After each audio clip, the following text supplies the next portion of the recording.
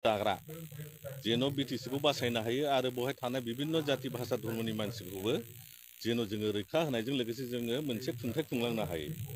बाथ्राया जाहैबाय नोंथांमोना मिथिगौ जे दाखाल मोनसे क्लेम ओंखारदों जे बुंनो थाङोब्ला सियाल फुद्रुन बिथाङा होनदों जे रायजो मोनखानायाबो गोमायो रायजोफोर त्रिपुराया गोमाबाय जाहैदों झारखन्डआ गोमाबाय जाहैदों थारमाने मा जानो नागिरगासिनो दङ दिनैनि दिनाव त्रिपुरा गैया नामा?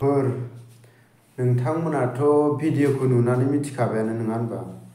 मानो होनोब्ला बिथांनि बुंनाया नंगौना नङा? फानमारबाय ना मा बिटिसिखौ नोंथांमोना डिसाइड खालामनानै नायबानो जाबाय बिथांनि बुंनाया नंगौ ना नङा। नंगौब्ला आंनो कमेन्ट बक्सआव खोन्थाहर, आंबो नोंथांमोननो रिप्लाइ हरगोन। नंगौबा नंगौ नङाबा नङा। नोंथांमोन बिथांनि बुंनाया सैथोबो जानो हागौ असैथोबो जानो हागौ। ओंखायनो रायजोफोरासो डिसाइड खालामनानै मिथिसिगोन आरोना नोंथांमोन। आं ससे होलांबावनि नोंथांमोना भिडिअखौ नायलांबानो जाबाय। दङ झारखन्डआ गैया नामा? दङ। थारमाने जोंनि जे बे बिटिसि मोनखानायखौ बिथांमोना फाननो नागिरनानै थांगासिनो दङ। बुंनो थाङोबा अलरेडि फानबायानो आरो बिथांमोना ढल फिथाइबाय थायो जे सान्थि फैबाय सान्थि फैबाय सान्थि फैबाय। मा कि बिदा फंबाय रन्जन दैमारिखौ फाननानै बिमानि माथ्र भाषा माने रावखौ फाननानै गामि दानख'लाय दारनलायखौ फाननानै सोर मानसिया गोजोननायखौ लाबोयो बा गोजोनदों होननानै सोर बुंनो हायो? नोंथांमोना गावनि धन सम्पतिखौ फाननानै बिदा फंबायखौ जेलाव हाजराव थुननानै सोरबा बुंनो हायो नामा आं गोजोनबाय दिनैहाय सान्थि जाबाय?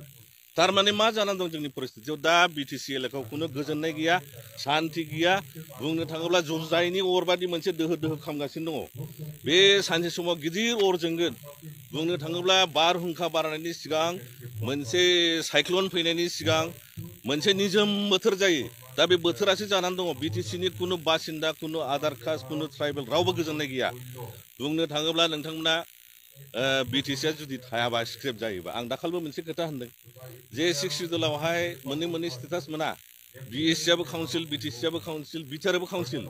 दा जुदि बिटिआरआ जुदि संबिधानिक मर्यादा मोनोब्ला होमब्ला बिटिसिया अट'मेटिक स्क्रेप जानो थांगासिनो दङ। लोगोसे थांगासिनो दङ जोंनि बिमानि राव बिदा फंबायखौथ' फानखाबाय जे बिटिसिखौ बुंनो थाङोब्ला बिटिसिनि दफाफोरखौ रिभिजिट खालामनानै खमजर खालामनो हानानै जेन' गासै खुंथायजों लोगोसे पावार फांसनफोरखौ आसामाव लानानै थांनो हायो। दा बिमानि रावा माबोरै गोमानो नागिरदों? 2003आव जेब्ला बिटिसि एकर्ड जायो क्लज नाम्बार 9 गोसोआव ला 90 फारियाव 8 सिडुलाव जोंनि भाषाया हाबफादों। थारमाने आन्दलननि एकर्डजोंसो जोंनि 90 फारियाव भाषा हाबफादों।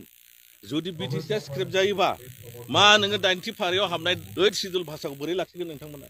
बेखौथ' लाखिनो हाया। दा दिनैनि दिनाव बिसोरो बेखौ एस'सियेट लेंगुवेज होननानै आसामनि बेजोंनो गिदिर धल फिथाइ बायनानै जे सान्थना खालामनो नागिरगासिनो। जों मिथिगौ जायनि जुनै जोङो रायजो राजाफोरखौ खावलायदों गोदोनायाव दुरुं सुनानै गोदोनायाव माला गानोबा दुरुं खाजानानै बेसे जों थगायनानै बोखथिं जाबावनो बर' रायजो राजा बै सियाल फुद्रुफोर लिडारफोरजोंलाय। ओंखायनो सिरि मोनदो इसोरा गावबा गाव गियान बुद्धि होदों एसे सिन्था धारा खालामनानै नाय। बे खालि इलेक्सन नङा बियो मोनसे बुंनो थाङोब्ला मोनसे दावहा वार मा होनो फ्रिडमनि मोनसे जोङो मोनसे आरो गोदान रोखोमै दावहा नांफिननांगौनिसो जानानै फैबाय। जेरेखम भारतआ 1947आव स्वाधीन मोनदों बिटिसिखौ बासायनो जुनै गणतान्त्रिक भाबे गान्धीजिनि नीतिजों जोङो बेखौ जेरैखियालाबो फैगौ बिसायख'थियाव देरहाहोनानै जोङो बिटिसिखौ बासायनांगोन।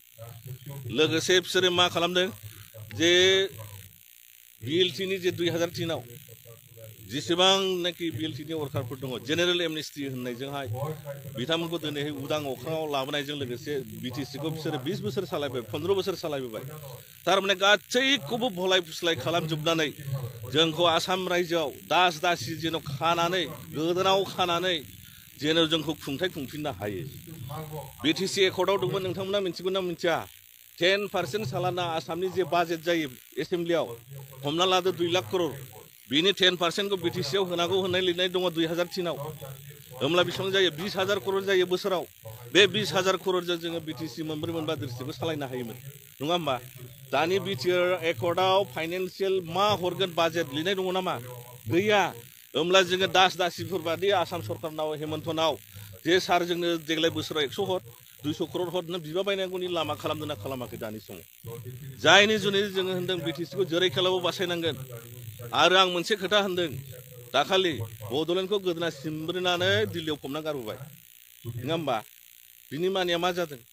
कमप्रिहेन्सिभ फाइनाल एन्ड सलुसन होननायजों लोगोसे keeping intact territorial integrity of Assam state होनदों थारमाने आसाम रायजोनि हाखौ बेबादिनो दोनफिननानै जोंनो सान्थिनि नामाव बिटिआर होननाय जिनिसखौ हरबानो जाबाय नङा होमबा थारमाने जोंखौ ओरैबायदि सेन्टेन्सजों खादों बाथ्राजों खादों जे जेन' बिसोरो अराय समनि आसामनि सिङाव हान्थु फरायनानै दास दासि जानानै थानाङो बिएसिनि एकर्डआव कमप्रिहेन्सिभ फाइनाल रेकर्ड लिरनाय गैया बिटिसिनि एकर्डआव